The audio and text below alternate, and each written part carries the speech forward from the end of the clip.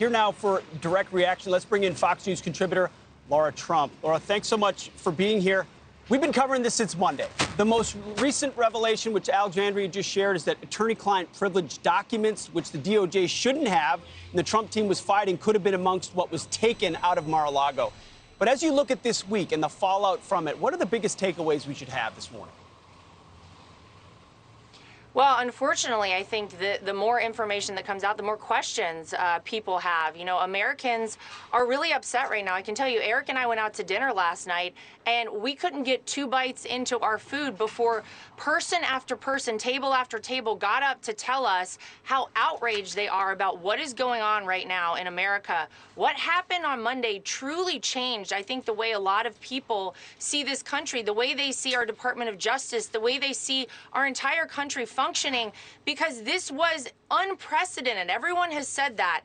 The fact that you had cooperation in full by my father-in-law's law team, the fact that they were given everything on the FBI side that they had been asked to, you know, they wanted, they were given, there was cooperation, everything was fine. All of a sudden, you raid a former president's home.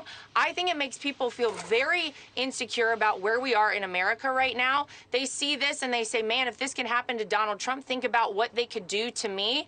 And unfortunately, I think it's left people feeling very upset right now. And man, are they ready to get out and vote. They're ready to vote in the midterm elections, and they are ready for 2024 to roll around, because we can't function in a civilized society when you see things like this happen. And it is very clear to anyone paying attention that this is a fully politicized situation, that this is all about preventing a guy who the establishment and the swamp in Washington, D.C. has hated from the very beginning from ever getting another shot at the White House. That's what it's all been about from the beginning.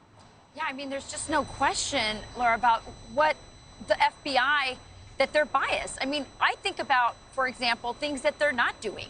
We still don't know who planted pipe bombs on January 6th. Where's the FBI on that?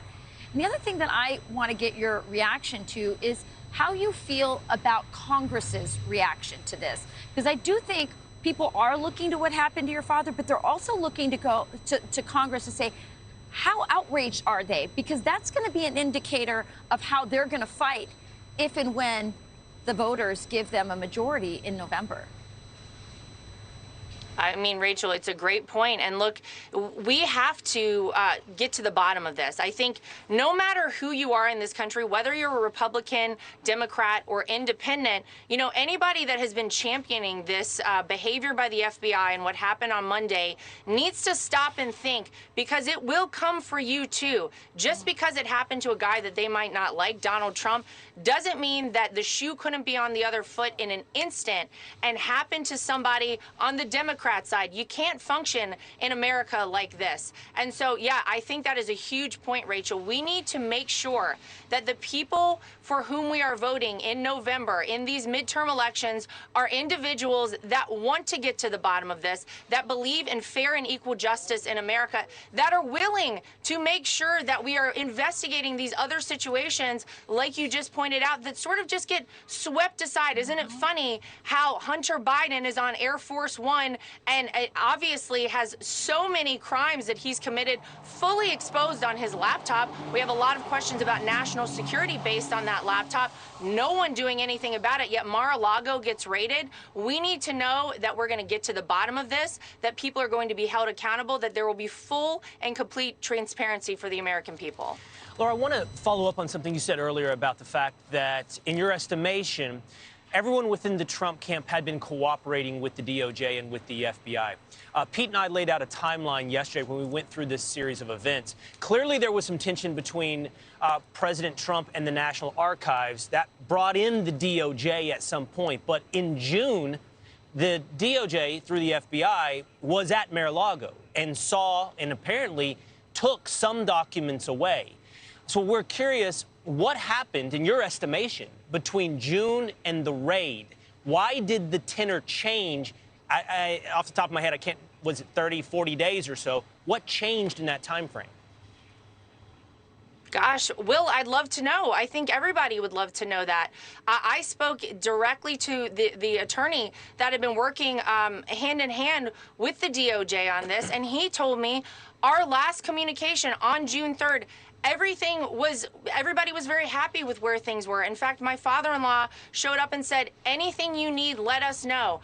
Everything seemed like it was going well. There was no problem. There was no question that they were going to be given anything that they needed. And so I think a lot of us are wondering, why did it need to happen in this way? Why couldn't they have just asked for more if that's what they wanted? Heck, Donald Trump is hundreds of miles away in New York and New Jersey. There was no rationale for any of this. There was no reason to think anything was going to be destroyed. They'd been cooperating fully the entire time. And I think that's the problem a lot of people have with this, to understand that part of it and say, well, what happened? And it very clearly seems like something occurred within the FBI or the Department of Justice. Something happened and they said, man, we have a moment right now where we could go in, we could get this search warrant. And based on where they went in Mar-a-Lago, it's hard to see it as anything other than a fishing expedition. When you need to go through Melania's closet, when you go through basically the entire house looking, I guess, for anything, if you knew you needed a specific document, why do you need to go through the entire place? That's what it looks like, and I wish I had an answer to that question. Unfortunately, Will, I don't. I don't know what happened. And go ahead, please. I just want to follow up on this really quick because, again, I've heard some Republicans come out strongly, but most of them have been pretty mild-mannered. They've said, let's wait and see. They've called for transparency. I want to know what your father-in-law thinks of the Republican response to this, to these actions, because, as you said, this is not just about Donald Trump. This looks like an attack that can happen to any American, especially those. And by the way, you say, oh, this could happen to any Democrats. I don't think so.